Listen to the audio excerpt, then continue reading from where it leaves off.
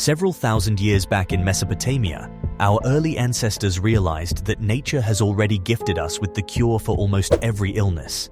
They slowly began transforming their available flora and fauna into the magical component that healed us and helped us fight diseases. The ancient civilizations have had a longer lifetime, and they were relatively healthier, stronger, and lively.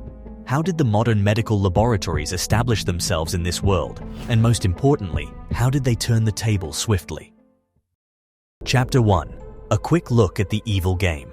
During COVID, our last hope to overcome the crisis seemed to be the much-anticipated COVID vaccine.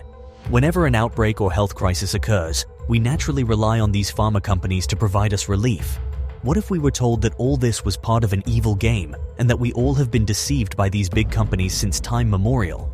So our ancestors were more focused on natural cures, and they didn't have much of a positive take on Western medicine. Although Western medicine has some good points like fast relief to it, they have always overlooked the side effects connecting it. If you were to profess your trust in healing properties of plants or holistic properties, people would certainly find it not credible and might even call you a weirdo. It's not surprising that politics and money have a big role in this chicken game where people's perspectives were wrapped around to believe that Western medicine is the ultimate cure we can have. A pill for any illness became the trend, and we embraced it wholeheartedly. Imagine launching a business which has a big impact on the society, and the demand it has is no joke. How does that appear to you all thinking from an entrepreneur's perspective? Sounds quite enticing, to be honest. Big Pharma would like our population just right. A population suffering from lifestyle diseases to pandemic has developed the so-called demand that made it easier to play it right. Let us go with the recent pandemic that shook the entire world as an example. We all were rather contented when big pharma companies came up with COVID vaccine. But did we even think about the side effects it possesses? Brain fog was one side effect COVID victims have experienced. As the name suggests, brain fog has everything to do with memory and concentration. Insomnia, chest pain, or tightness were other long-term side effects that were observed. Did that ring a bell in your mind? This might have been something you might have experienced too. Now you will have to again go for healthcare assistance to get your condition checked and fixed. This would simply unlock the cascade of side effects. And hey, did we forget to talk about those overpriced medicines we have to buy? And that's another trauma unlocked. On the other hand, holistic practices and usage of herbs and plants were totally ignored, and most of us have remained skeptical about using those. But using an ingredient as simple as turmeric could easily boost the immunity without causing so-called side effects. Pharmaceutical companies wouldn't want the side effects to be revealed, and most importantly, the clinical trials are the dark demon we aren't familiar with. We have seen and heard about instances where these trials actually went wrong, but we are only looking at the tip of the iceberg. What lies deep inside lies the darkest secrets that we are not ready for. Chapter 2. A disturbing stride through history. Let's take a look at this story here. During World War II beginning, people craved for tranquilizers to sleep, and with all rage, Americans set the example. That's when thalidomide disguised as the lifesaver entered the market. The Swiss company CIBA understood exactly how the market worked and launched the medicine into the German market and made it an over-the-counter medicine. It simply means you could buy the medicine without a proper prescription. So what CIBA did is they carried out the clinical trial, and it was done on rodents. Researchers then immediately claimed that the medicine was good to use. Since it became famous within a short period of time, people started to use it even to cure morning sickness caused due to pregnancy. By 1961, the drug that made a grand launch in 1931 became phenomenally famous. It was this time that Dr. William McBride and Dr. Widukind Lenzi made a major observation about the effect of this so-called drug.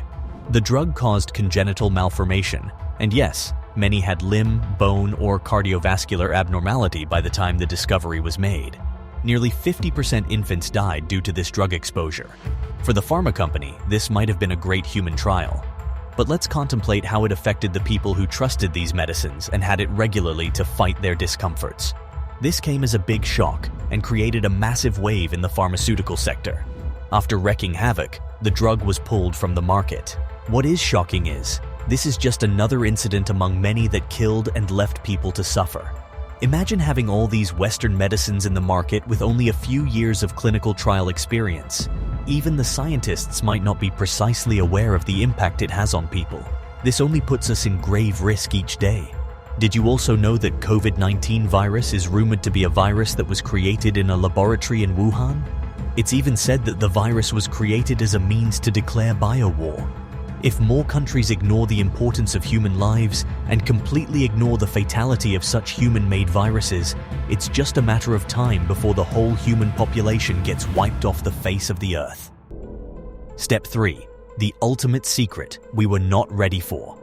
We will start by asking a question. How would you find the right product or service to launch if you were an entrepreneur? So we as an entrepreneur would definitely be in the pursuit to make profits naturally. This will push us to look into the market demands. We are sure that every one of us can relate to that thought here. Wouldn't it be natural for these pharmaceutical companies to work on the same theory we are talking about? We need demand to push the products and make a profit. So if multiple competitors already have the cure for a particular illness, how do the latecomers succeed? This is exactly where we should be concerned about disease mongering. When the companies come up with a drug, they spend almost a fortune on the research and production, so they will be in continuous pursuit to figure out ways to boost the product and make it appealing. In simpler words, if the drug they have is a cure for a disease, then naturally the disease should create the demand. The darkest secret here is unleashed. So the companies want us to be sick for them to wear the sheep fleece and make a business out of our need in disguise. We might have the tendency to think that all the efforts the pharma companies are putting to develop these drugs are for the welfare of mankind. However, the sad truth is, all this is a part of a big money game we were not much aware of. In America, these companies take in huge profits, and it all starts by deforming our health. For a resounding success, we have to be a sick population, alive but almost barely keep us going. How broken our current situation is. If all of us were healthy, then these companies can't simply promote drugs. If they were actually promoting health, we all would be in less need of these drugs to keep us going. The truth is, 80% of our chronic diseases come due to lifestyle factors. We ultimately didn't take care of ourselves and our priorities changed to materialistic things. More people have come to realize the importance of exercise and preserving mental health. We can see more people hitting the gym these days to stay healthy both mentally and physically. Are you guys ready for a lifestyle transformation as well? Chapter 4. How do we escape the matrix? Now that we know how this all works, we need a solution to stay clear of this problem. How do we do that? Did you know that the crux of our problem are in fact chronic diseases? It has everything to do with our lifestyle. It's not some random wellness fringe gurus talking about lifestyle factors being our enemy. Harvard and Cleveland Clinic scholars and physicians have made these mind-blogging observations. So if you are someone suffering due to diabetes, heart attack, and even some form of cancer, the cure isn't about the drugs we take. It's all about how we love ourselves and give all the care we deserve.